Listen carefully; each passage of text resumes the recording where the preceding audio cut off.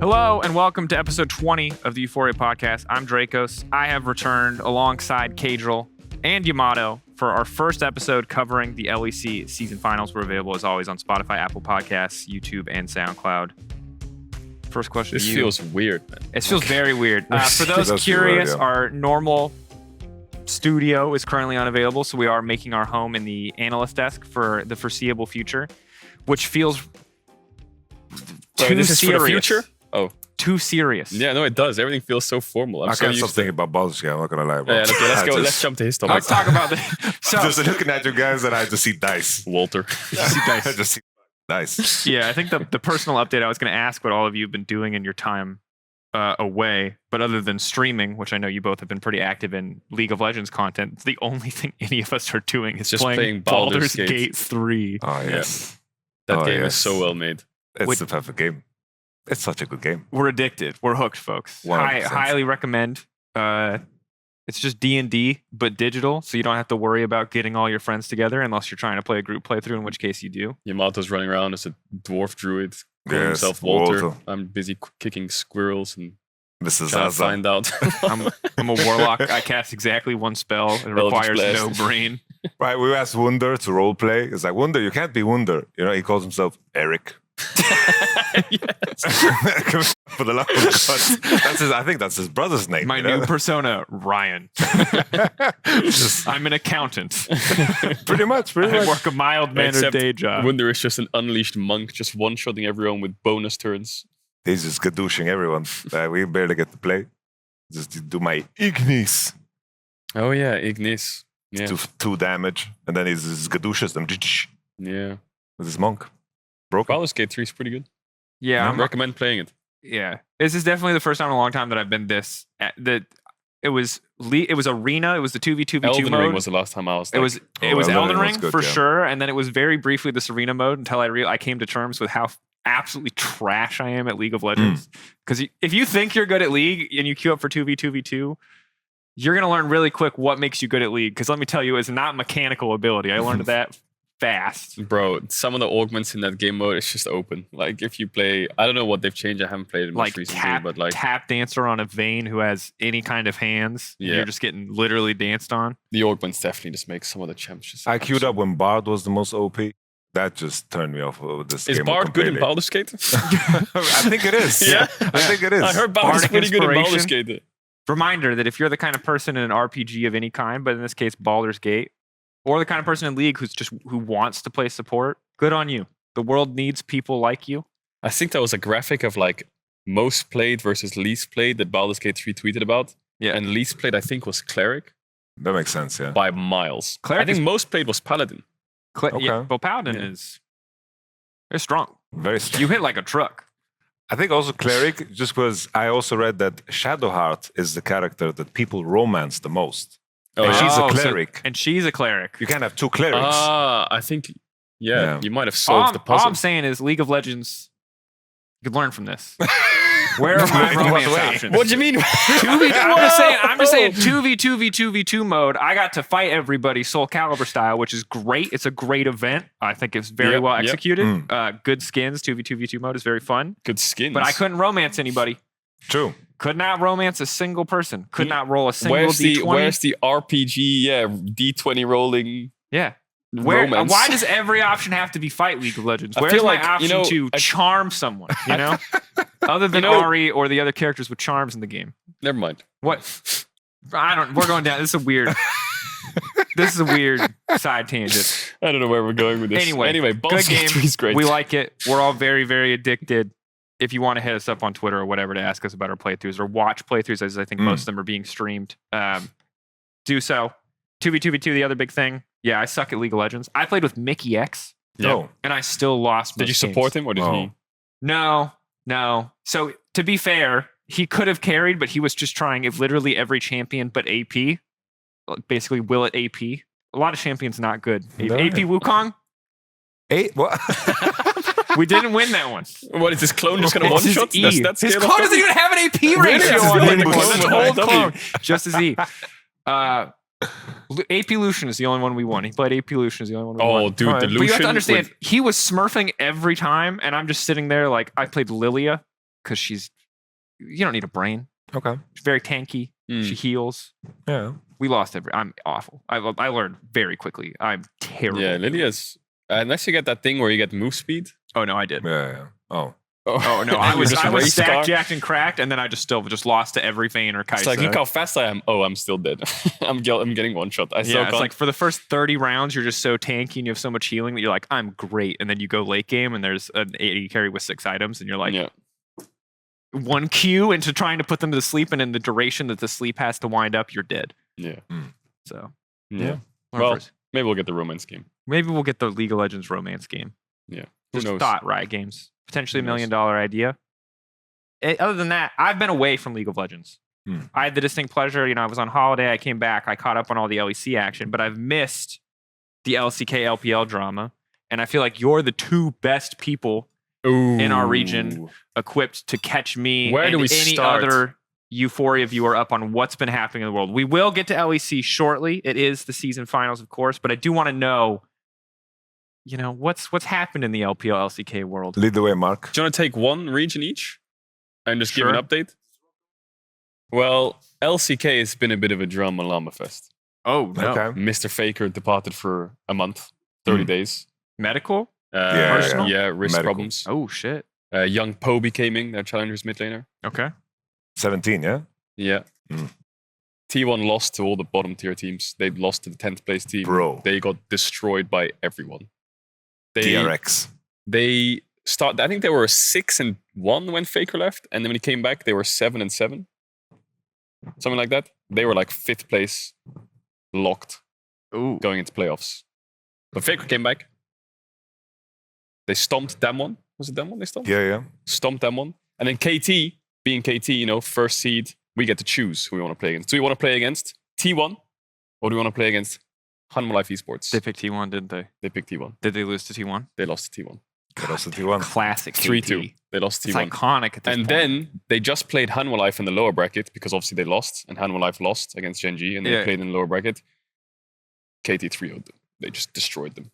Annihilation. At least they get a lower bracket. At least they get a So lower now bracket. it's like everyone's laughing at KT being like, shouldn't have picked T1, idiots. But now it's a rematch between T1 and KT because Gen G beat T1 in the upper bracket. Right, Got so it. these are the 3 teams so left. they're the lower bracket. Gen G's waiting in the finals. Yeah, so they're CU goes to the rematch. lower bracket. And everyone's kind of like, maybe KT was really smart. Maybe they picked T1, lost.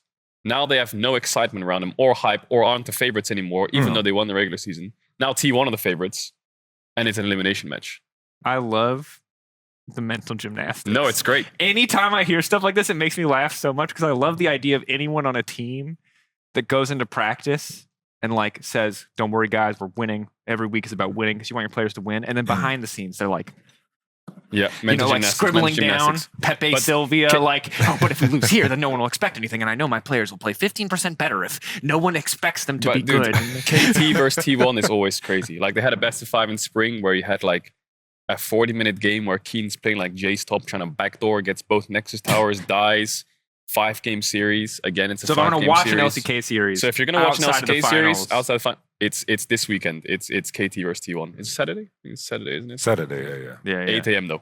8 a.m. But we'll leave European nicely. You'll go 8 a.m. then you'll go break and then you'll come in for LEC. So that sounds like that's the nice LCK day. update. It's a deadly combination. Damwon's a hot mess. Hanwha Life's a mess. World spots and regional qualifiers are in a couple of weeks as well. So yeah. Gen G's locked worlds though. We're still very scared of, from regional strength, we're still very scared of Korea, or are we less scared of Korea? I would say we're actually less scared of Korea. I would say overall, the level feels weaker than last year. I feel like T1 slumping, Damwon super teaming with Deft and not doing anything and losing to everyone. Hanwha Life super teaming with King and Zeka and Viper and looking weak. And then KT Gen G being at the top. I would say overall, there's more teams that could be better. There's a sample size of 5 teams who could be good, but only Gen G looks like the good team out of all of them. Whereas last year or the previous years of LCK, you had Damwon T1. We're screwed. Yeah. Gen G T1. We're screwed. Yep. Now it feels like there's no 2 teams at the front of it, and it's just Gen G. And Gen G at internationals is always a bit hit or miss. It's almost like the top esports. Not as bad for the LPL, where they have expectations, they fail. They have expectations, they fail.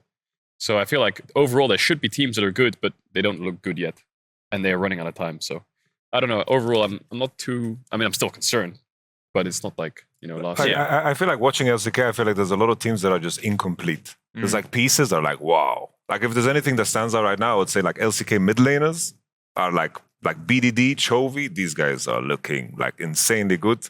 But then it's like, I feel like every team is flawed in some way. It's like T1 is flawed in some way, Down1's flawed in some way.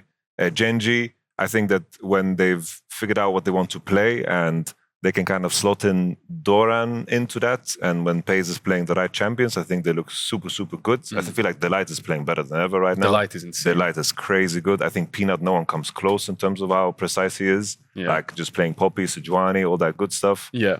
But then like, the rest of the field is like, I don't know what is going to come our way in the gauntlet, because that's where the mess is. It just feels like a lot of teams are like incomplete. It's also weird because DRX won Worlds last year as the 4th seed from Yeah, LCK. yeah. So as much as like last year we were like, ooh, Genji Down1 T1, ooh, DRX wins. It's like, but also the other last piece of drama that I missed, I suppose, is LCK All Pro, KT, first place all 5 players, Genji, first place all 5 players. That was the first and second. So you can imagine when T1 comes along and beats KT, the 5-man first All-Pro team, everyone was a bit like, ooh.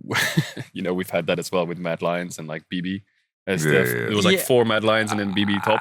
And then Mad Lions lose and everyone's like, ooh.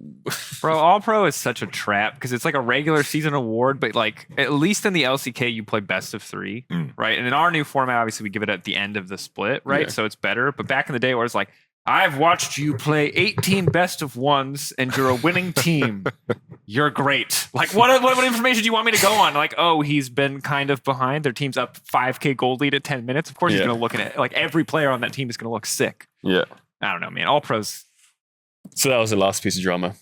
So that's right. your LCK update in 5-10 minutes. Okay. Yeah. I appreciate the update. So, looking at T1 KT this weekend, exciting. The rematch, the run back. Yeah. We'll see how scared we have to be. I like the idea that teams are flawed, though. I think it makes League of Legends more interesting when teams have clear weaknesses because something you can really clearly track and talk about, even if you're Joe Schmo beginner. If you know topside is the weak point, like that's an easy thing to follow. Yeah. The only scary thing is the LPL looks.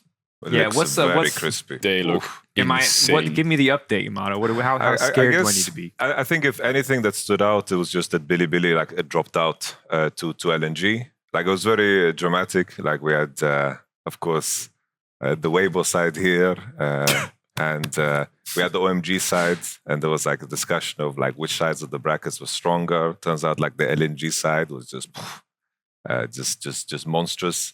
I think the main thing that stood out was that like I think everyone thought, me included, assumed that JDG Bilibili is just going to run through everybody like they did the entire season. Like Bilibili had like a crazy regular split. They broke a record, no? First, I think so. Like, they were 17-1 in 15. What is it? 16-1. 17-1, 16, 17, 17-1. 15-1 because it's 17 teams, right? Yeah. And it's like they looked insane. JDG, they looked loose. Like they looked bad, but they kept winning. Like they just always kept it like on the edge. They're like, G2 sometimes in previous years where they like randomly drop best of 1s and you're like, well, are they actually good? Then they go to a best of 5 and just stomp someone. You're like, oh yeah, they're pretty good. Oh, that was the JDG pretty situation. much, yeah. And I think that the big thing that was the switch up was just LNG, like Tarzan conquering his demons, performing super, super well. Superstar Zika as well. Like I think that was like a big question mark when we looked like at the teams in terms of top laners. It's like you had Top Esports' Wayward, your homie The Shy, being really up and down, and he performing all the way till the end with the Renekton, keeping things spicy. LNG, big glow up. Scout having like a monster season, and them qualifying to the World Championship. And then, of course, it was the regional qualifier. They ran through everything super, super quick, and that was very dramatic because it was EDG versus LNG, and there was Top East versus Weibo. Like that series was super, super close, but at the same time, it wasn't. It was kind of one-sided. Like Weibo kind of threw those games. Weibo looked a lot more sharp, and then eventually Weibo made the run all the way through and beat out Uzi. But just watching that regional qualifier, it's like every team is just filled with like legends. Yeah. It's like Weibo is like Xiaohu, The Shy, and then you have Meiko, Uzi, then you have Rookie, Jakilov. It's like these players, you just kind of want to see them qualify, and just everyone is fighting for one spot, which was just so damn crazy to This watch. is wild because I'm really out of the loop then. And keep in mind, I have just been catching up. I have been like off Twitter when I was on break. I caught up with everything LEC related, but I missed most of this. I knew JDG. That was very clear to me, unsurprising. I didn't realize that your faith in the Shy had actually paid off. No, it did. And I think the thing is, if you ever want to watch or rewatch the LPL playoffs, there was so many series that went to 5 games, like all of them. Yes. Like, and then, for example, the Shy's team was against LNG and they went to 5 games, and they lost. And then LNG goes to 5 games against basically everyone else. Yeah. There was a Billy or is it JDG? They took to 5 games. Yeah, JDG, right? Yeah, everything was just a mess. Top esports, Weibo in the regional qualifiers.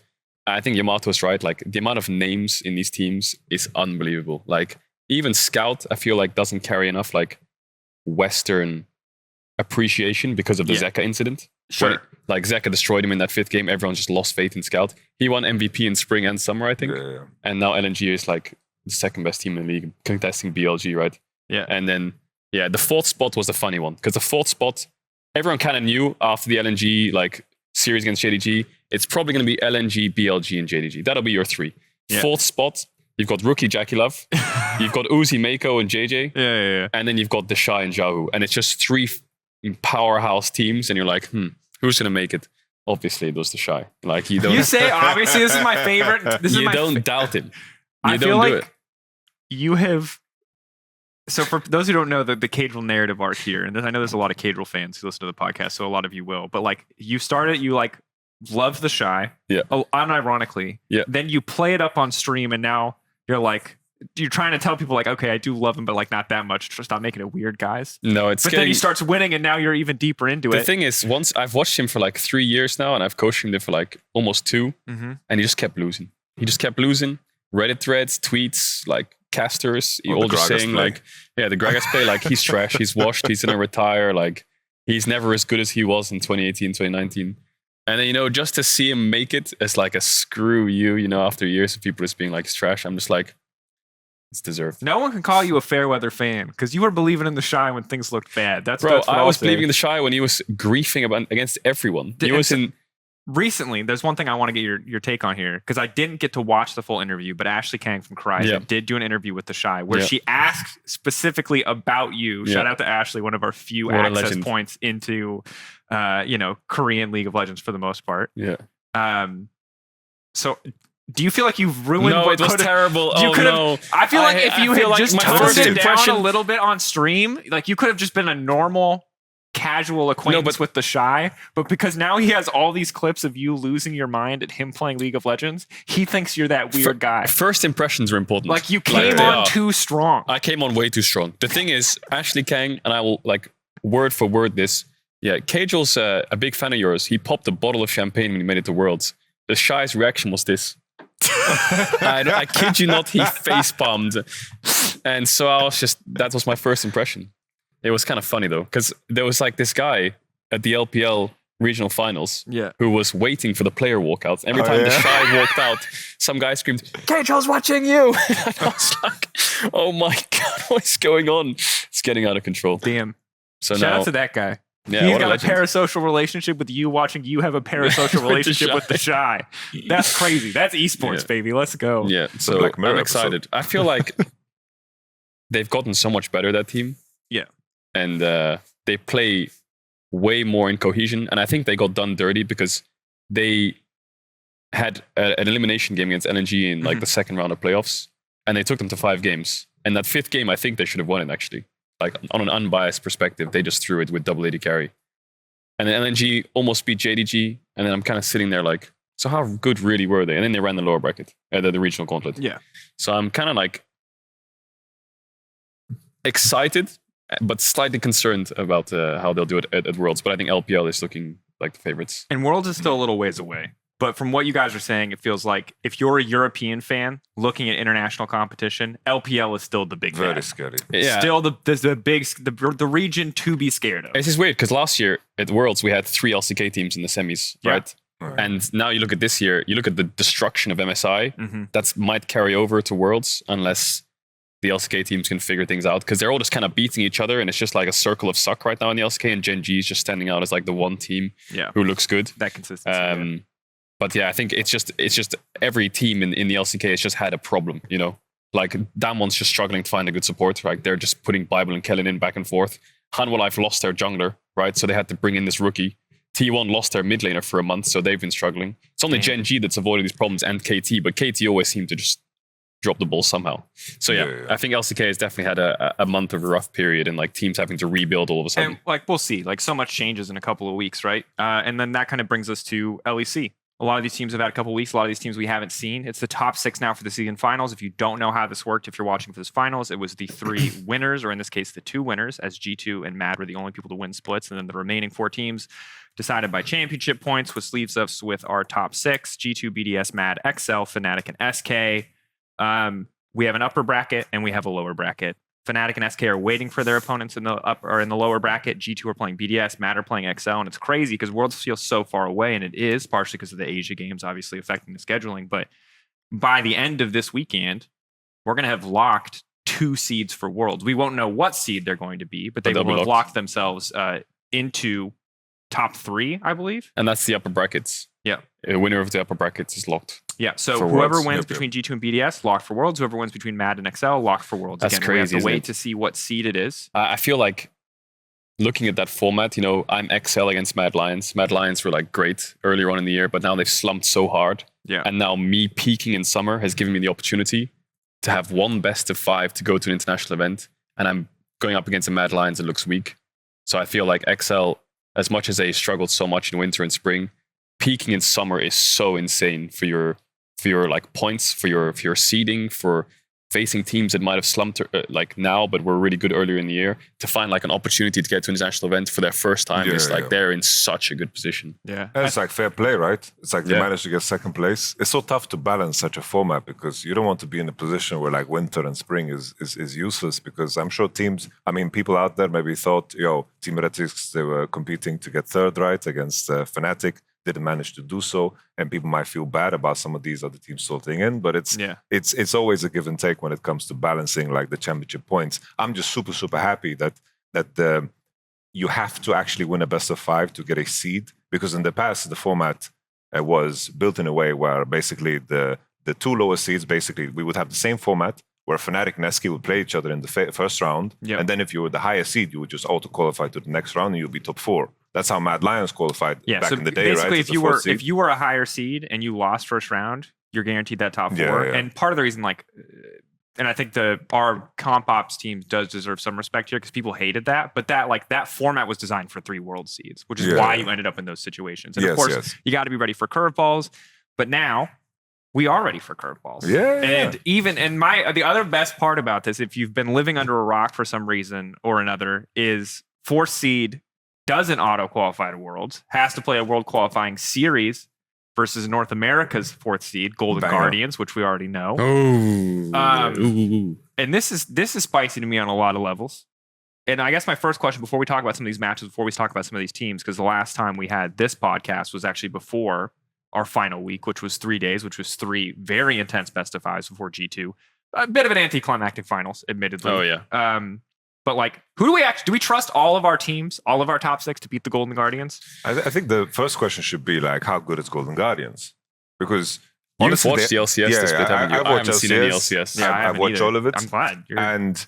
And basically, I'd say that Golden Guardians have a way higher ceiling than they showed in playoffs, because Gory and River heavily underperformed. Like they literally like had the worst like 3 weeks of playoffs in terms of gameplay, especially Gory. Like he had moments, if you just look at the elimination game, if you just want to isolate that, he's legit just Wing in with Tristan and just straight up suiciding. Yeah, legit Malphite ulting, like all of the Woolites, whatever player you want to put behind it, that Cody's son, just put them in there. He did an impression of all of them in that game. And Gory has just had a rough time. But in terms of what Golden Guardians are, they are a pretty legit team, I'd say. It's like Huhi is one of the strongest supports there. Licorice is on the glow up. Gory River usually good. And I think that it's like in terms of the ceiling that this team could potentially have after practicing and figuring some stuff out, I think this team is not too shabby. That's what scares me, because the LCS team, let's say Gory and River underperformed, like Yamato said, right? They have issues. But they have a month to fix those issues in Korea if they want, right? So I feel like we won't see those issues because they're going to disappear for a month, right? And now you've got, if you do some thought experiment, G2 XL, I think we can safely assume, looking at like the summer They look like our playoffs, two these best are probably teams, top two. Let's say G2 wins, XL wins, that's first, second. Probably somewhere around there. Yeah. If you kind of thought experiment, who's probably going to be fourth from what we've seen in summer? It's probably BDS, Mad, or Fnatic. One of those three, I would say. Yeah, it's a safe bet. And now you look at their performance and you say, could they beat Golden Guardians, who are on a slump? Now, I think, correct me if I'm wrong, Golden Guardians is probably one of the hardest fourth seeds we could probably play against this Europe. Looking at MSI, because they looked pretty decent at MSI, like taking games off some of the teams. When Gory's performing, Gory's legit. That's one of the things. I was caught off guard prepping for MSI, watching Gory play. I was like, whoa, this guy's actually not bad. Really and admittedly, not some of bad. that was Cassante being strong, but like he was still playing Cassante way better than most of the European mids we were watching run it down on Cassante. Yeah, and if you told me that was like NRG as the fourth seed,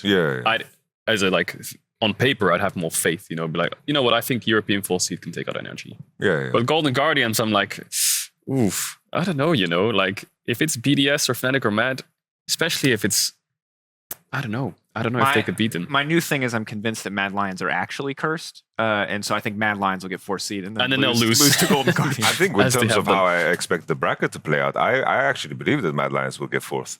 Because it's like, if we imagine how the bracket will play out, we both assume that XL is going to play, XL is going to win, G2 is going to win, right? Then in terms of how the seeding works, Fnatic should play BDS, and then of course SK should play Mad. And I could see a world where Mad wins that series. And considering Mad comes from a position where they play 2 BO5s, I could see them winning and coming back, because in the end, even though they are on this 9-game lose streak, is it? They lost 5 regulars and then 2 BO5s. They always have something going on. They always have 5 regular season. Always some kind of. They always give ammo to the fans to be like, I knew you did, like you suck. No, we had this conversation before too, and this is the struggle of Mad Lions. And we could talk maybe more about their series versus Excel. It's just like you don't know. It's like they could show up and smash Excel. Because when they were playing well, they were a very good team. Yeah. Like El Yoya's great. El Yoya Hillsang, when they're working well together, are really strong. Niski, enabling. Like there was a point where that team looked good. They won a split for good reason, out of nowhere. And then they sucked out of nowhere. And it's like, where do you put this team? What do you set the bar at? And I think that in the past, it would have been pretty easy to say, like, Mad Lions beat Excel every time. No doubt. Oh, yeah. But Excel have been surging.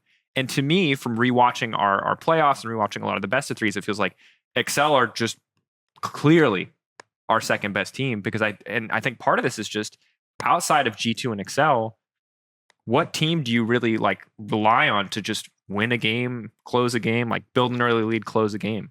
What other teams are actually reliable in our league right now? So.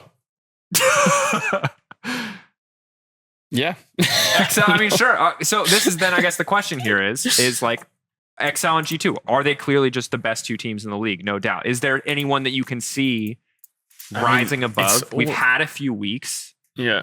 XL did beat Fnatic. They lost to G2 twice. They were clearly second, but are they clearly the second? I feel like Fnatic is someone you always have to like keep your eye on. Because as much as they're in the lower bracket, I feel like they're probably the stronger team in the lower bracket over SK, right? I think everyone would kind of agree with that. Yeah, I think if you're calling anyone in this bracket a dark horse, I think it is most certainly SK. I think like the key change, right, coming into 13-15, just looking at like what all of the players are playing in solo queue, seeing like where the similarities are, because usually that tells a tale of what is happening in scrims. I think that the biggest shift that I've seen is just jungle champions. It's like I see many players are playing Nidalee, many players are playing Talia, many players are playing Karthus. I see even some Fiddlesticks from Yike. A lot of AP champions are coming in, and then there's Nafiri mid, Tristana mid, Jace mid, and just heavy AD mid. Yone as well. I even saw Aatrox mid. It's like just these AD with AP heavy jungle topside, and just I'm thinking in terms of how teams are going to maneuver those specific changes. It's like where I can see teams struggling are where like if I think about the mid laners that are capable of really playing the lane for super sharp. It's like where I see that there might be some, lacking points, it might be like Abedage. Even though he had the glow up later on in the season, in terms of his lane phase, but the majority of it was really, really rough. Yep. Like even that LeBlanc pop-off game he had, I remember he was 0-1, 0 down, and then he had 40 Cs behind, but then he ended the game with 8-1-3 or whatever, and then, you know, he went bot and got a bunch of kills. Yeah, right? And I think on the dive, precisely, it's a good point. I think similarly, like you look at a guy like Nuke who came into his own in spring, most certainly, but in a very limited number of champions. And while he did show more in some of BDS's better games in summer, it wasn't enough to take that team over the finish line. So I think it is a really good call, especially when the whole discussion about Excel for the entirety of summer was like they were waiting for their patch. They hit their patch. They're so good on this patch. Yes. Like this feels like a pretty big upheaval in terms of how it's going to affect team and player strength. It's hard to say as well, because if you look like, I just looked as well, Maokai Sejuani nerfs, right? Which really felt like Maokai Sejuani was the trade-off. Vi like kind of fell out. We saw it in the LCK like being banned every now and then. But you think of AD mids and then AP junglers, which is like a very explosive, I want to say, because the AD solo lane will always normally like naturally try to contest the wave or like try and get the push and stuff. And the AP junglers are like very resource heavy. What junglers stand out to me is like players who can play that in the LEC. Niski Elyoya comes to mind when I think of like Niski being a great supportive player. But when I think of supportive AD mids, I think of like Renekton and Set. You know, I don't think of like Tristana and Yone. So I'm a bit concerned to see how, if that's the meta, how Mad Lions will do. But then I look at Fnatic and I think, wow, Humanoid Jace, Humanoid Tristana, I think he's going to probably eat that up. I don't know about his Yone though, if he's played it and stuff like that. But I'm just thinking of powerhouse mid jungles, right? And I think Mad and Fnatic probably have the powerhouse mid jungles if you're going to look at carries and like really snowballing the game through mid. Whereas Razork, Yike, Elyoya, like these are the mechanical junglers, right? Yeah. Like I think it's interesting too, because when we were introduced to Peach, as a guy who wanted to play Graves all the time, but it's become very clear from Excel's success that he's always been much better for Excel on the Sejuani, on the Maokai, on these enablers, on these setup champions. That's been the much better look for the team. So I think if Excel want to remain, like Excel, I think are the biggest question to me on this patch, because they're the team that we have the most recent games from. Because like BDS have been gone now for so long, it's like they could come back looking like anything. I don't expect massive changes, but there's a lot of room for change. Mad Lions, we know in the past they've been good, but for Excel, it was like we've only seen them really be good as a team on one patch. Yes. 13-13. And so that's like the biggest thing for me, because I felt like their early games, like all the set plays that Excel could make, I felt like they were so good at making them. While other teams were just struggling through early games, I felt like Excel consistently finding ways through early games. Outside of against G2 it was pretty tough. And there was, one of the Fnatic games also wasn't so hot. But now I'm like, how much of that is just out the window? How much are they like rebuilding from square one now that the patch is completely different? I think that's something that's so unique. I think that a lot of things were fairly streamlined before, and I think there's been a massive shift now with melee supports, because the games become so much more dynamic, where you can't, for example, BDS in spring, what made them so good was that everything was so cookie cutter and pattern based. It's like they patent the bot, secure lanes, patent the bot, Crown is ahead, 500 gold, he converts those positions.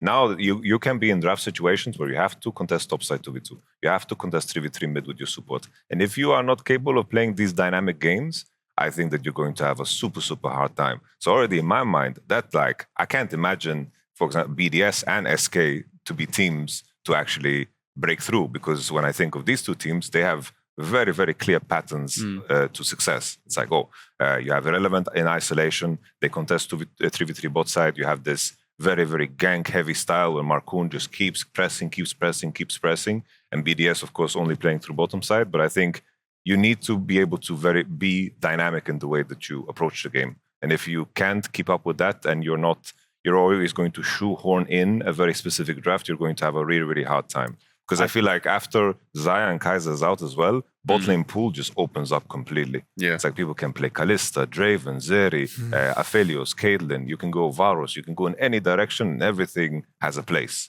Yeah, and it's about finding your style to place that in, because AD champs can change the whole draft, right?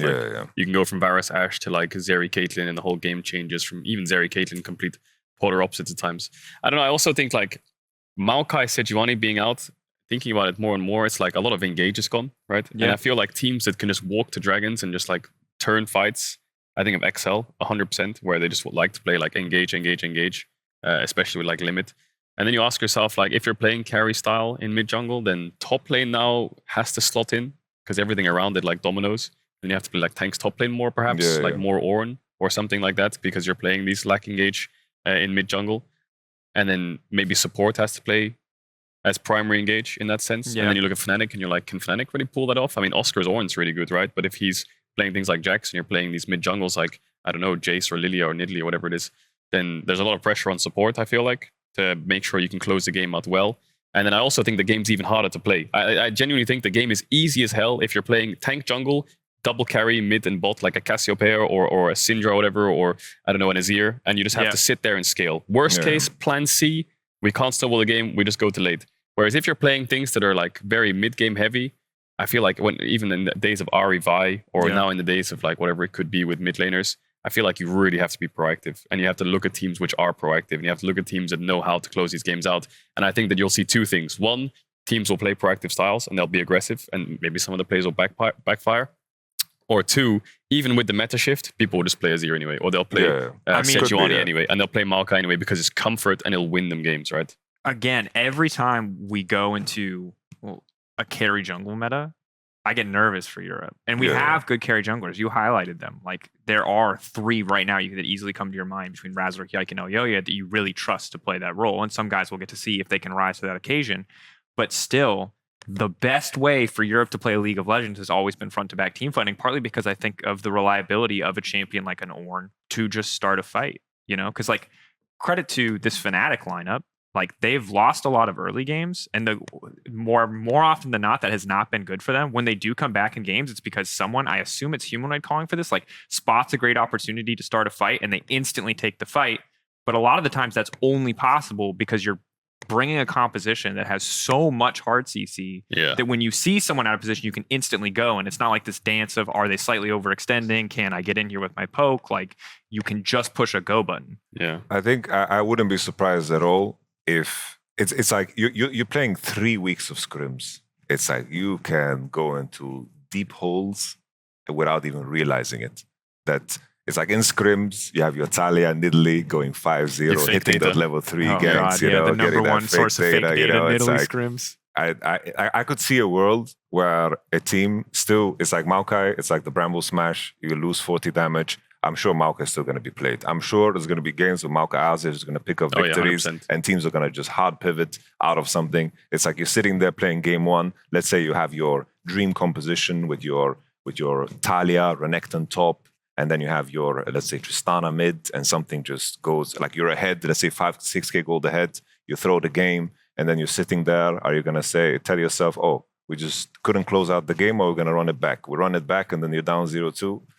You know? You're in a tricky scenario. Yeah, I a very agree. tricky scenario. And then maybe, you know, the trusty Azir Maokai comes back 100%. up. You know, you have it in your back pocket. You know, let's play a little front to back, throw some saps in the bush, enjoy ourselves. I feel like that always happens, doesn't it? Like, after weeks and weeks away, people come in with their meta reads, and you see it from final situations in summer, but also in like early season January when teams come out and they just flop. Like, top teams just come out and they're 0-5, you know, and they're like, well, our meta read was bad coming into the and we first see it week. at Worlds too. And actually, it's interesting because domestically, this is one of the few chances that teams will have had to like really properly inbreed a meta, which is not a great term. Don't get me wrong, but it's a suiting term for what we talk about. Like when China was like, 2015, they were like, Skarner, every game Skarner. And we're like, well, maybe not, or Echo Jungle. And it was only good in play-ins. You know, like it always happens because if, let's say, just G2 and X team are practicing and G2 are smashing every game with Nidalee, that team's going to think Nidalee's really good. And then they play against another team who hasn't practiced Nidalee at all and is just playing Maokai because that's what's good in their scrim rotation. Yeah, and I feel like the timing is really weird for LEC Season Finals in a sense of patch, because you look at LCK on 13-14,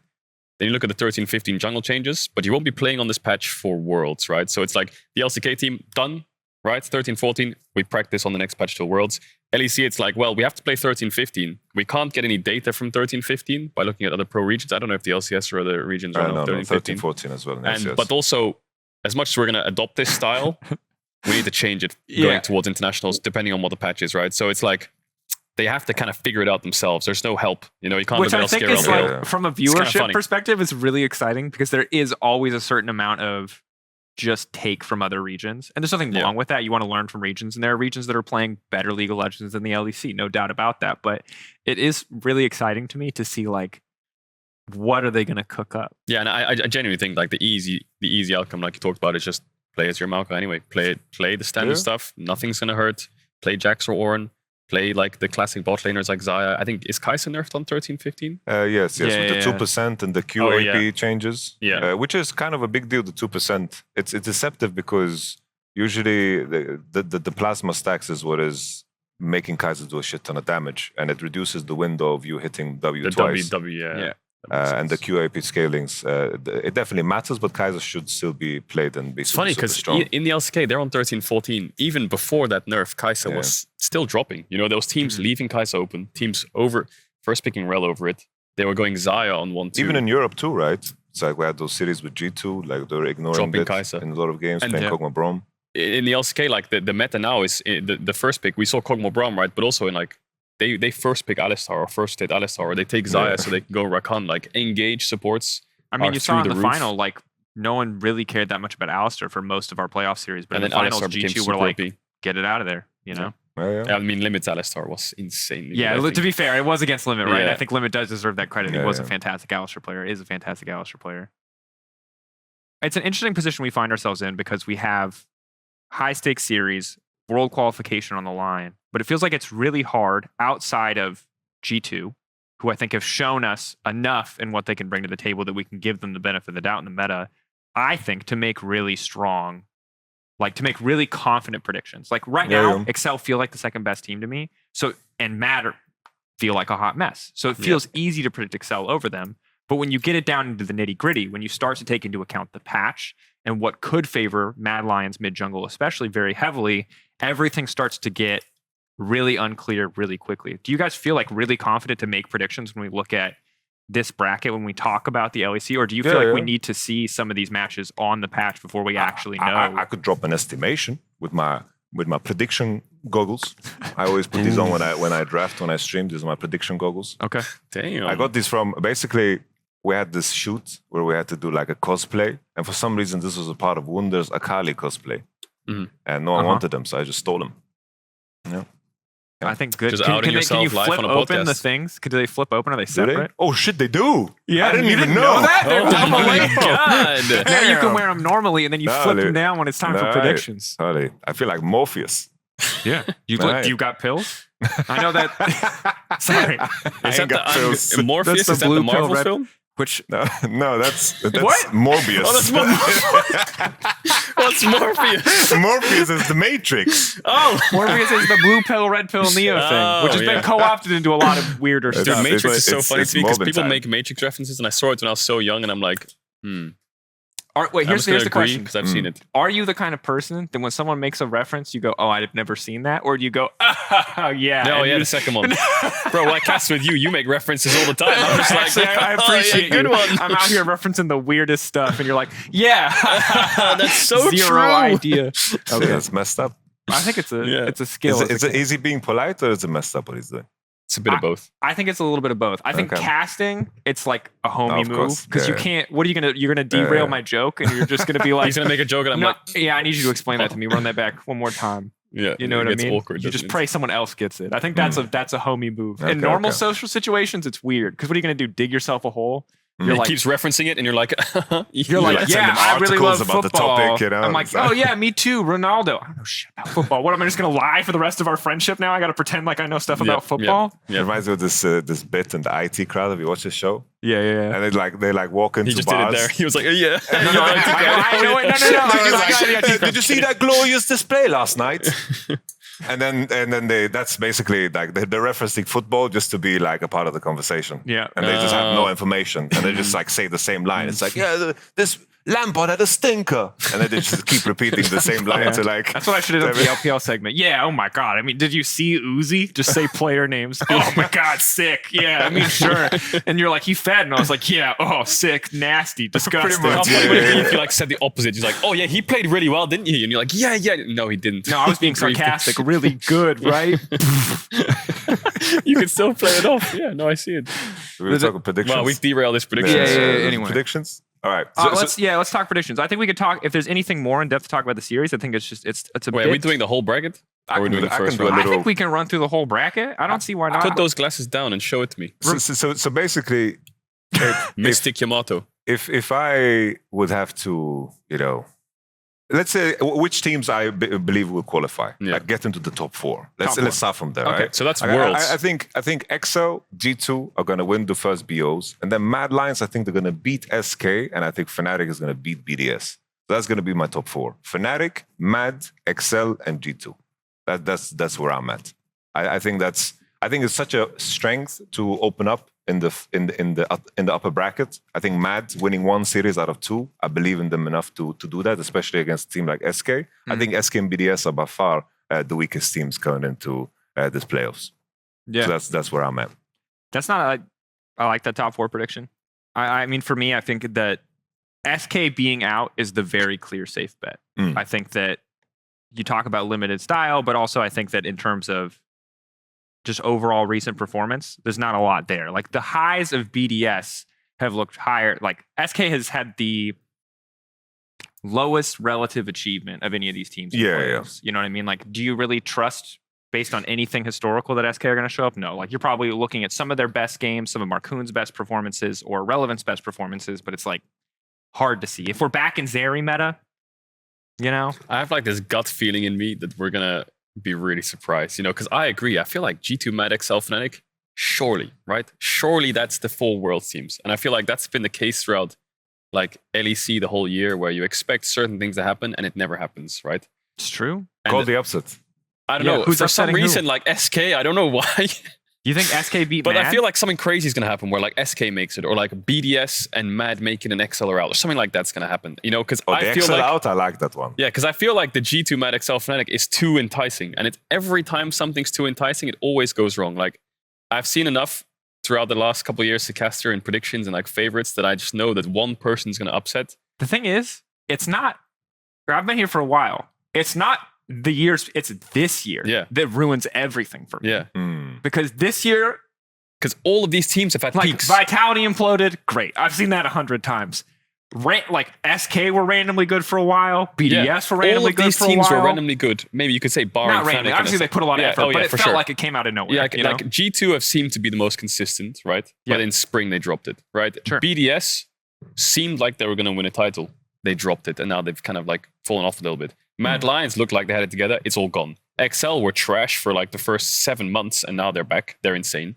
Not even back. They're better than they've ever been. Better than they've ever been. Peaked. SK have had like some of the best regular season finishes they've ever had, right? In winter and spring, they've been finishing like, I think where were they finishing in winter? I think they finished second or something, didn't they? Yeah, or something absurd. Crazy. Yeah. So they've all had these ridiculous peaks where you take their current form and you assume something, and that's been their story for the year. BDS, we assumed coming into summer, they'll be good. They were in the finals, they got reverse swept, they choked. They weren't. BDS tier. They didn't look that good, G2, we expected them to run through spring. They lost in their first best of 5. I just feel like that. I'm sorry, I forgot about. Damn it. Why? BDS tier. That's a classic. How did we do? Sorry, classic meme. Just a bit of regret. So I'm just kind of like, it just seems too obvious. The answer is just written in front of me, and I don't want the answer because I feel like it's not gonna happen. I like what you said though. XL, Axio will Mad smacks XL, bro. Bro, you just went so like London-esque, like bro, I can see a way where Mad just smacks XL. Mad Lions, Hilly. He has been to Worlds every year since 2018. He doesn't telling me the narrative. Jensen was supposed to make Worlds in the LCS. He always makes Worlds. But I mean, and this is the thing, is like Mad are the ultimate LEC wildcard to me. Because like all these teams coming out of nowhere, that's cool. That's a new story. BDS suddenly being good, new story. This year exclusive. SK suddenly being good, new story. This year exclusive. Mad Lions going from fantastic to terrible. We've seen like 3 times this year already. Yeah. And XL going from terrible to fantastic. That's a new one too. XL terrible to fantastic, very new. Well, yeah, I will never predict Mad to win a series. But I will also not be that surprised if Mad Lions That's do the win a thing. series. At least they can't make Worlds without winning a best of 5 now, right? Last year, everyone was kicking off, didn't win a best of 5 going to Worlds. Now, at least they have to. It's not their fault. Like, I mean, I know. that's the thing that sucks about Mad is I feel like Mad 50% of the flack they get is deserved, and the other 50% is totally unfair. It's not their fault. Like, obviously, they would prefer to win it. That's a format fault. Bro, they're winning scrims, I heard. But they're winning scrims for the first time in 3 years. Bro, like, when we lost against them in the finals, because we were only 3 teams left, like back in 2021, bro, we was destroying them in scrims. Then at Worlds, we hear they're canceling all scrims. These guys don't scrim. And now they're winning scrims for the first time in the history of Mad Lions history. I think when I had them on the podcast, they were saying they were losing scrims as well when they're in their slump in the 5 game. We had them on the podcast, and I was really hoping that it would like. They seemed like it's bring my faith together in Mad Lions, but it I think further justifies my viewpoint that I will never predict them, but also not be surprised. They're legit dice rolls. Like, there are some dice rolls. It could be a net 20. It's like, they're like, you want to talk about if you're a Baldur's Gate fan, you're a Mad Lions fan, baby, because sometimes they're just rolling deception. Like, you just never know what they're gonna get. Sometimes it's -1 intelligence, sometimes it's +2 strength. Like, their modifiers are wacky. 100%. Like, there's like 30 in a row, some minus, some plus. You're really just doing basic math for like 10 minutes before you even get to roll the dice. And I mean, and the thing is, like, when we had Yoya and Niski on, they said, hey, here's these issues. And we don't know the exact solution for them, but we're just gonna make it work on the week. But I think we can agree the most unlikely thing to happen is G2 loses to BDS.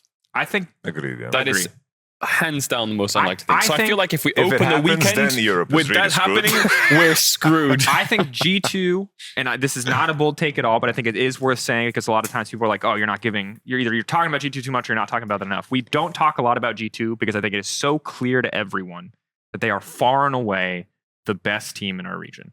Yeah. And it's like, we can talk about them, but talking about them is just always going to sound like us being super excited or super positive, because on an international level, maybe we have to be more granular about what their faults are or look at them with a closer lens.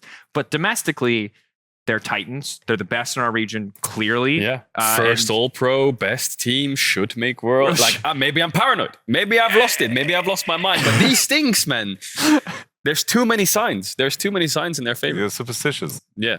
You believed in the Shy. I was never superstitious until it's this format. It's this format that makes you superstitious. Yeah. Because if you hit the ground running, you can do things that you never could have done in the. But it's a big pressure relief for G2 BDS Mad XL. You win that 1 best of 5, you're in Worlds, right? You're smooth sailing now. Let's focus on the playoffs. Not only are you in Worlds, you're guaranteed top 3, right? And so that means you do not have to worry about beating Golden Guardians. And while some people are like, that's still a best of 5 you would have to win to officially be in Worlds. Sure, you know what I mean? You're there. Whether it's plans or otherwise, you are at Worlds. You will have time to scrim. You will get to go to Korea. You will you will. So the funny thing is, depending on your seed, but when you like go over seeds, it's like if you're 4th seed, you're not getting scrims with like top Korean teams, top LPL teams. They judge you for that shit. Like if you come in 4th seed, they don't even look at you. And then you get maybe a teaser, like a night block at 12 in the night, and you have to prove yourself in those games. So it's like coming in with a certain seed, it matters. But also, it definitely matters. Now, you can correct me if I'm losing my mind here. But if Fnatic and SK win 1 best of 5, they're at Worlds, right? Yeah. 1 BO5, you're in. So you go back to January and you tell SK Gaming, hey, do you want to have a world where you are 1 best of 5 away from winning Worlds? That's nuts, right? For SK especially. What's Fnatic's like dumpster fire, 1 best of 5 away from? That's mad. That's crazy to me that XL, let's say they beat Mad Lions go down to lower bracket. SK or Fnatic just win 1 best of 5, they're at Worlds. That's if we zoom out and we look back at formats of old, where it was like you got to buy, you could win Summer, that was a way in. You could get the most championship points, or you could go Gauntlet. Like there were a lot of ways you could make it, but it came down to so many other things. Yeah. And while technically that has been an effort that has been year long to get enough points to get here for SK, we're now at a point where it's not like the Gauntlet where they're starting at the back of the bottom of the Gauntlet and they have to win 4 best of 5s to get to Worlds. This is the closest that any format has ever put them to Worlds without just like winning a finals or getting into a finals. You know what I mean? Which is a crazy thing to think about. Yeah. So it looks like Mad Lions have more championship points than BDS. Yeah. So BDS would be the lower seed if they lost. So that means they would play against Fnatic. Yep. Yeah. And Mad Lions play against SK. They'll play against SK, but just wait for a second. Imagine Mad Lions still have a bad form, right? They're on their 9-game losing streak. Their scrims, maybe they're winning some scrims, but they're in that trash summer form that we've seen them in. They lose to XL 3-0. They're against SK. Who's your money on? I'd put money on Matt. Still money on Matt. Yeah. But the winner of that goes to Worlds, so it's like, oof. I mean, That's a hard one. Dos Hillisang. Yeah, but I mean, you could also just say, in the LPL, you could say the Shy, anyone else, you know. But that sometimes they lose anyway. Do not bring your absolute fandom of the Shy. So one You player are gap banned doesn't from matter. ever casting One the player Shy. gap doesn't change anything. Why are you looking at me? I don't know enough about the LPL, but I know the Shy had some big stinkers. So this man is Bro. absolutely. Did you coping see the when he- series against EDG? My man gapped Ale on mirror bro, matchups. that was some good stuff. Cool. Yeah, Let's leave it at that. yeah. Okay, Ale let's without talk about Jax, that one series. Diffused. Yeah. Completely diffused. Yeah, ban, gone. Yeah.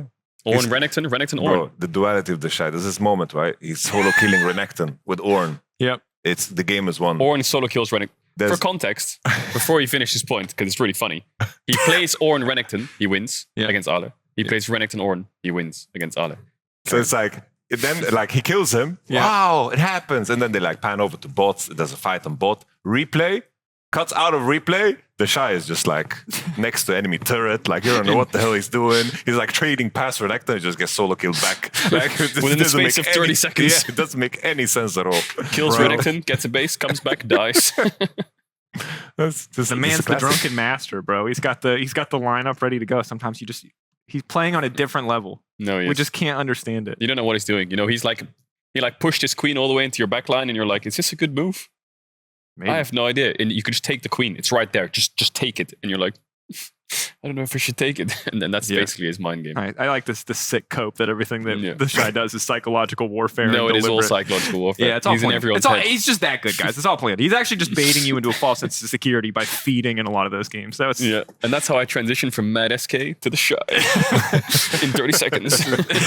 1 minute he's talking about this, 1 minute he's talking about that. When your friend's entire personality is liking the Shy, you can turn everything into the Shy. Yeah, Baldur gets against 3. I rolled pretty high, just like the Shy did when he played against Ale. And then Nat 20s. speaking of Nat 20s, Yeah. No, that's it. What else is on the program? What do we have? I mean, to be honest, it was kind of get solid predictions, but I think the struggle with having such a big patch and such a big break is put something on the line. I said my stuff on the Yeah, line. what- You're just waffling. You're like, oh, everything can everything happen. is possible. Give us a prediction, son. Okay, I'll give you predictions. Can I you think have the G2 will glasses? beat BDS. G2 will beat BDS. Yeah. I think XL will beat Mad. Okay. I think that's probably the safest bet. So now you've got BDS versus Fnatic, Mad versus SK. And for some reason, I feel like Fnatic's going to beat BDS and SK is going to beat Mad. And Okay. those will be our top 4 Worlds teams. Okay. I think it'll be SK over Mad. All right. You want to put your eyebrows on that? No, I don't want to do You don't that. want to put your eyebrows? I definitely don't want to do an eyebrow Blood was bet. like, should we shave our eyebrows? Should we bet our eyebrows? What were we Bro, betting on, by the way? I I forgot. have no clue. We were talking about Weibo, Top Esports, and Was it about OMG if they making made worlds? making worlds. So I would have won. You could have bet some Please eyebrows. don't shave your eyebrows, either of you. No, Do I not know. bet your eyebrows. The trade-off wasn't good because it was for Dom's beard, wasn't it? He For had my to grow eyebrows. a beard, I think. Oh, he had to leave his beard yeah, growing yeah. for a month. Guys, that's a terrible trade. Yeah, bro, That's he the was- worst he How deal long was- does it forever. take to grow back eyebrows? Bro, I months. don't know, but you do months. not like human beings look weird without Bro, eyebrows, bro. spooky. It's unnerving. It's How did like, I almost agree to it then? I'm such an idiot. bro, you brought your eyebrows up. I was in it shock me? when you did. Yeah, you brought up your eyebrows. You were, I can shave my eyebrows. Did I This say was that? on stream. Was he on stream when he said No, this? this was like this a was little off voice of stream. Yamato thing. Yeah, it was on a podcast. Caedrel and Dom I hooked don't- me up. Shout out, What's up? voice of Yamato. What about you, Dracos? I can't predict Mad, but I think Mad are the most likely to surprise us. That's what I will say right off the bat. Like, I Okay. can't in good faith predict them because it just goes against my philosophy on the Mad Lions this year, especially. But I think they're the most likely to upset. G2 easy call, XL easy call. I don't have a ton of faith in Fnatic based on what we saw versus XL. Yeah. I think they are still the better team than BDS, but those games were rough. They were losing a lot of early games that I just did not expect them to lose. And like early game was a lot of what made them so good. Yeah, New patch, BDS could beat Fnatic. I think they could. I think a lot of it depends on how good Nuke is going to be in the patch, because I think that a lot of what has made BDS good this year has been just Adam doing way more than any top laner should ever have to do, eating 4 bans in draft, still being relevant in game, sacking himself every lane. Like, and I think that and Oscar's no slouch. Don't get me wrong, Oscar had some bad games, but mostly they were pretty good, I think. But if Adam is set up in this patch to just play tanks, which I think is the best version we've seen of BDS has been Adam playing mostly because all of his champions are banned out. Things like it was the Scion, It was the Malphite when they were winning, when everything else was banned away. Just something that can absorb pressure and still be relevant. Like, I see a world where BDS can beat Fnatic, and I'm not sold on Fnatic right now based on that Excel series, because those games were sloppy. I think that's fair. Yeah, I think Fnatic. I think when they are not stronger bot, they look way worse. Yeah. I think when Trimby is behind, he becomes such a like borderline bad player, where he doesn't know where to go. And I think a lot of the Fnatic structure is like, they have a stronger jungler. They pressure 3 level 3 invade on that blue, on that Gromp.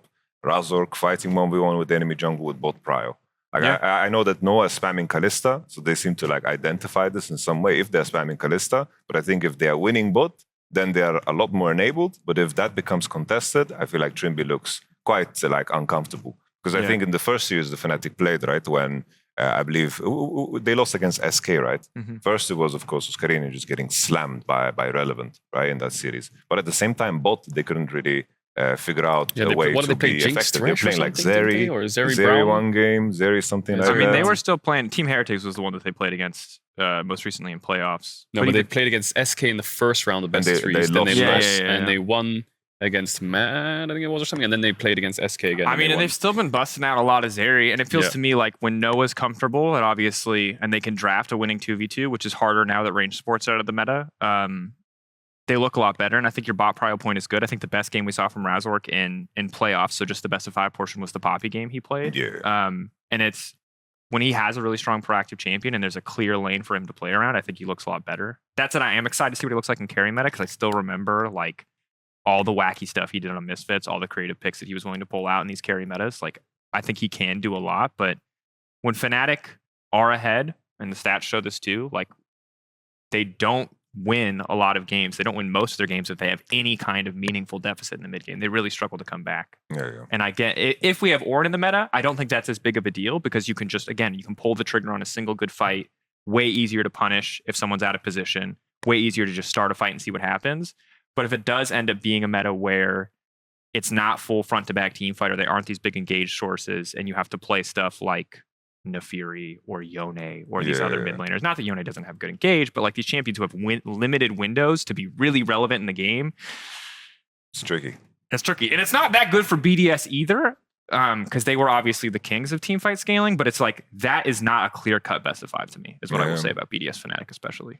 No, that's fair. I know Adam. It's like currently, I think his champions, the Olaf and the Darius, they're definitely like at a very like deep weak point because of the strength of Renekton. It's like we're going to see Renekton, Aatrox, Jax, K'Sante over anything else, I believe. But maybe some teams will pivot and just accept like a deficit on the tank and play it that way. For sure, we're going to see that. But most of the time, we're going to see those champions. But I have to add, I think from working with Adam, and also in the regular split, he played Aatrox when no one else played Aatrox. I remember he had like the shy moment in River. I think it was against Astralis, where they made like a massive comeback win.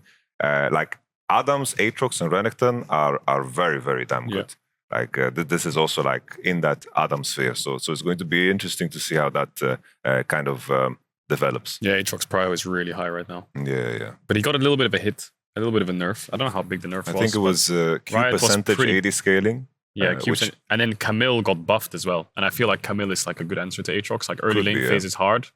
After Sunderer, like these Sunderer champs are just annoying for Aatrox. Camille, Fiora, Jax, like after 1 or 2 items, he just can't deal with them on side. So I guess the benefit is I don't think we have many Camille, Fiora, Jax players in Europe, but I know Irrelevant really likes Camille. I remember him playing Camille. BB, I think, will also play something along the lines if he needs to, like the Jax, for example, more so. But yeah, Fiora and such like that, I don't think stands out too much in the LEC. Oh, it's exciting. These are waiting 3 weeks for this stuff. Come on, man. Yeah. Like these are my favorite kind of games. Like I'm even more excited for next weekend's games, because we'll get to see the meta then, and it'll feel a lot easier to make really concrete predictions based on recent form, based on how teams look on the patch. But I love and hate the uncertainty of what this is going to look like, both because our teams, as you've highlighted this year, have exploded in performance, or gone up in performance, and also blown up in performance in terms of what we've seen. But this is thrilling. Last thing I want to do before we go, solid numbers on G2 BDS XL Mad. I know it's G2 3-0, I 3-1. How are you guys feeling? Yeah, 3-0, I think. I think 3-0, yeah. Solid 3-0. Slam. I think Mad XL series. That's such a I think that's a crazy one. 3-2. That is I'm Armageddon. going to say 3-2 because I just don't. Again, Mad Lions could show up and suck, but if both teams show up in decent form, I still think it's a fist fight. I think 3-1 XL. Okay. Yeah. All right. It's very Pretty hard. much I so. could just roll a dice. Baldur's 3-2. Gate, baby. I think EP20. this weekend is very likely that we have the possibility of just 2 quick stomps. Yep. Yeah. If Mad aren't in form and G2 are in form. I think XL will destroy Mad and then G2 will destroy BDS if they're in form. Let me ask you guys a crazy question. If there's a team to upset G2, for me that's Mad. As crazy as it sounds. If there's a team that can upset G2, I think only Mad.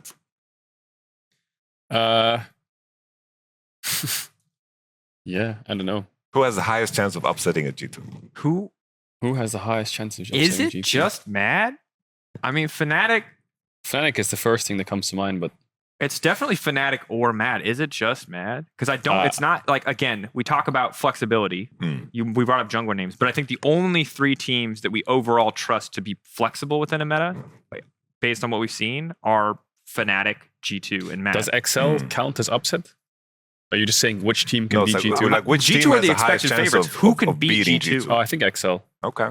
Yeah, I think their finals showing was really, really weak. And I don't know, I feel like they've got enough experience against G2 and they have enough, like, I feel like to beat G2, you need to have like a good bot lane. Like your bot lane needs to win lane, otherwise you're screwed. And I feel like if I look at bot lanes, I think my money's probably on Patrick Limit to actually pull that out. So yeah. Fair.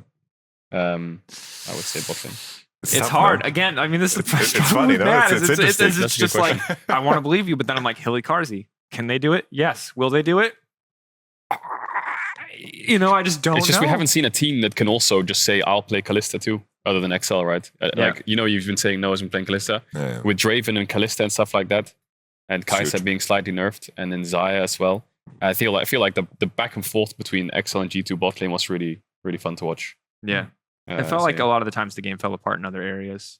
I mean, admittedly, like game 2 in the finals was just like, that Kalista Alistar in the tower play, Hmm. where they're just getting absolutely skill shotted at, that was fun. that was sick. That was I don't know if sick, that yeah. was in the first or the second series, but that was actually one of the most I fun. think that was moments a of the year. second series. I second can't series. believe in the when Lolisos posted it, they called that limits play. I thought Patrick was doing was the heavy dodging work. everything. Patrick was doing the Limit heavy did work, well man. to like channel his Yeah, spells yeah. out, right? But yeah. the dodges were Patrick nuts. was my guy. He deserves the praise for that in my Yeah. mind. Shout out Patrick. You know? Yeah, I feel like Patrick and Hans share similarities champion pool-wise, right? It's like think he they're- will also play Draven Kalista. They're And you both can play just Draven willing Kalista to too, play buddy. most of what the meta requires, right? Yeah. And limit, what a melee support god. Ah, I like G2 strat, right? Never letting him play Alistar, never letting him play Rel. Like that's I think Mad will copy that strat. yeah, they have Yeah, to. 100%. Or just compete, right? It's like Hilly, Rakan, Hilly, Rel, if he is ready to rock and roll these and deny. This Yeah, is going to good. be, you know what? I'm actually so amped. I'm amped Same. for this weekend. These games are going to be sick. It might be one-sided this first weekend, but honestly, if it is, it does not matter to me because, again, these are not elimination matches yet. They're Yeah. qualification matches. They're still important, but like no one's going home yet. And we're actually going to get to see 6 top teams in Europe. Best of 5s. God bless, man. God and also bless. we're going to Montpellier at some point, but like I'm not even worried about it. We're not even there yet. It's in Like, 3 weeks, isn't it? 2 weeks? 3 weeks? 2 3 it's weeks? The third week. The third week. The third Yeah. week. There you go. Yeah, 3 weeks. Thank you, roughly, Mom. yeah. Cool. All right, gang. Howdy. All right, Nice. predictions for this weekend. G2 and XL making worlds. Will an upset happen? Let us know what you think on Twitter. Sorry, on X. That's a whole nother topic for This another analyst time. desk is funky, isn't it? Yeah, it's a bit of an interesting vibe. Let us know how you feel about the analyst desk here on Euphoria. This has been episode 20 of the Euphoria podcast. We will leave to plan the show for this week, and then immediately after that, play a lot of Baldur's Gate Walter. because we're addicted and we have a problem. It's a crippling addiction, but we're still going to be ready for this weekend. I can Yep. guarantee you that. Last Lots note, of references in the cast, maybe. we're everywhere. I'm interviewing this weekend, and I don't know how I'm going to slip them into interviews, but I will get them into interviews. Oh, We will damn. find a way. I will roll a die in the interview to decide Smart. questions. Smart. That's how we're going to do it. We start earlier this weekend. It is Saturday, Sunday, but we're starting at 4 p.m. Berlin time. I don't know what time zone that is. You can Google it. You are all adults. You can figure it out. But we're starting 2 hours earlier, so brace yourself. LCK, you heard it starts at 8. You're going to watch a full Boom. series. You're going to take a brief break. You're going to come back for LEC. You're going to have the most And then LCS fantastic weekend. Finals. Yeah. LCS finals. You're going to have an insane weekend of League of Legends. You're going to be like, bam, series, Baldur's Gate, series, Baldur's Gate, series. And it's going to be it's great. not going to be bam. It's going to be Baldur's Gate in series. Simultaneously. Yeah, Two that's screens, the tech. baby. Two Two screen screens. watching Boom. while playing is the tech. Did you just catch that? I Fight? did just catch that with my hand. Holy Damn, smokes! Drakos Mr. just- Miyagi. Do we get Bam. a slow-mo of that on the outro or something? Ready for my monk run. Anyway. That's a net 20. This has been Euphoria Podcast episode 20. This is actually the end of the podcast now. Sorry, I just had to get into some extra fun facts. We'll be back next week with more coverage of these two games. We'll see if the upsets are possible. G2 versus BDS, XL Mad. We'll see everybody this weekend. What season is this? This is season what? I have no idea. You just said it, 9? didn't you? Season Season 11. 11. Episode 20. Oh. Yeah.